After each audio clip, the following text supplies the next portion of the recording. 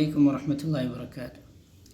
ഇത് ഒരു സ്റ്റുഡൻറ്റിൻ്റെ ഗൈഡ് ലൈനാണ്. എങ്ങനെയാണ് അവൻ്റെ ലെസൺസിലേക്ക് കയറേണ്ടതെന്നും എങ്ങനെയാണ് അവൻ കോഴ്സ് ചെയ്യേണ്ടതെന്നുള്ള ഒരു മാർഗ്ഗരേഖ. ഇവിടെ ഡേ 1ൻ്റെ ലിങ്ക് ഇൻഷാ അല്ലാഹ് ഓരോ കുട്ടികൾക്കും നൽകപ്പെടും. ആ ലിങ്കിൽ കയറിക്കഴിഞ്ഞാൽ പിന്നെ അവൻ എന്താ ചെയ്യുക, ഈ പേജിലേക്ക് എത്തും. ഈ ക്ലാസ് റൂമിലേക്ക് എത്തിക്കഴിഞ്ഞാൽ ഈ ക്ലാസ് റൂമിലുള്ള എല്ലാ കാര്യവും അവൻ എന്ത് ചെയ്യണം, പിന്നെ ശ്രദ്ധിച്ച് വായിക്കുകയും കേൾക്കുകയും വേണം.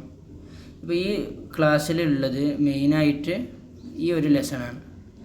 ഈ ലെസണ് അവൻ എന്ത് ചെയ്യുക, ശ്രദ്ധിച്ച് കേൾക്കുക. അത് കഴിഞ്ഞാൽ പിന്നെ അവൻ എന്ത് ചെയ്യുക, അതിൻ്റെ ആപ്പുകൾ ഇൻസ്റ്റാൾ ചെയ്യുക. അത് കഴിഞ്ഞാൽ അടുത്ത ലെസണിലേക്ക് പോവുക.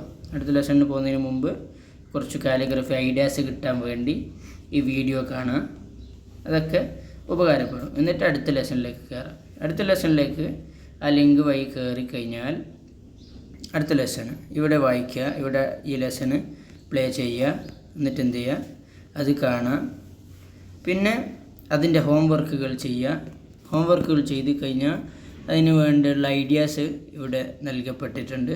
അത് ശ്രദ്ധിച്ച് കാണുക.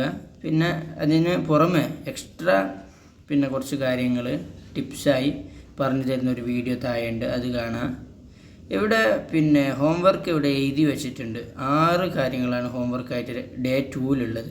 അപ്പോൾ ഡേ 2-ൽ 6 ഹോംവർക്ക് വൃത്തിയായി ചെയ്യുക. അതിൽ 3 പിന്നെ കാര്യങ്ങൾ ലെസണിൽ കാണിച്ചതുപോലെ തന്നെ ചെയ്യാനുള്ളതാണ്. Recreate what you have learned എന്നാണ്.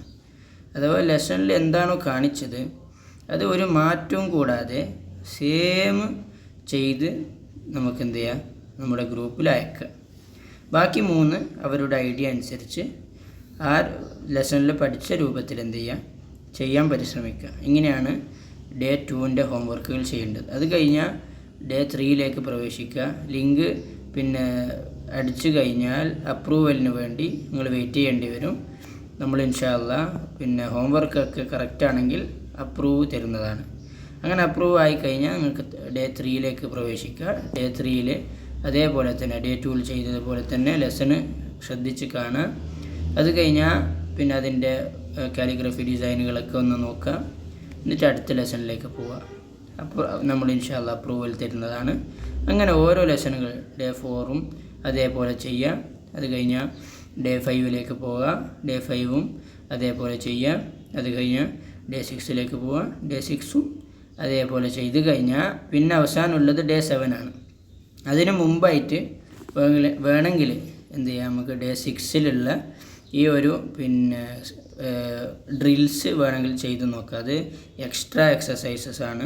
നമ്മുടെ കഴിവുകൾ ഒന്നും കൂടി വളർത്തിയെടുക്കാൻ വേണ്ടിയിട്ടുള്ള കാര്യമാണ്. അതും കൂടി ചെയ്ത് കഴിഞ്ഞാൽ ഡേ 7ലേക്ക് നമ്മൾ പ്രവേശിക്കുകയാണ്. ഡേ 7 പിന്നെ ഫൈനൽ എക്സാമാണ്. അപ്പോൾ അത് ശ്രദ്ധിച്ച് പിന്നെ ആ ലെസൺ കണ്ടതിന് ശേഷം ആ ഫൈനൽ എക്സാമിൻ്റെ കാര്യങ്ങൾ എന്ത് ചെയ്യുക, അഡ്മിന് അയച്ചു കൊടുക്കുക. ഇൻഷാ അല്ലാഹ് അതും കൂടി പാസ്സായി കഴിഞ്ഞാൽ സർട്ടിഫിക്കറ്റ് നിങ്ങൾക്ക് നൽകപ്പെടുന്നതാണ്. അപ്പോൾ ഇതാണ് ചുരുക്കത്തിൽ നമ്മുടെ കോഴ്സിൻ്റെ ഒരു ഗൈഡ് പിന്നെ ലൈൻ എന്ന് പറയുന്നത്, ഒരു മാർഗ്ഗരൂപം എന്ന് പറയുന്നത്.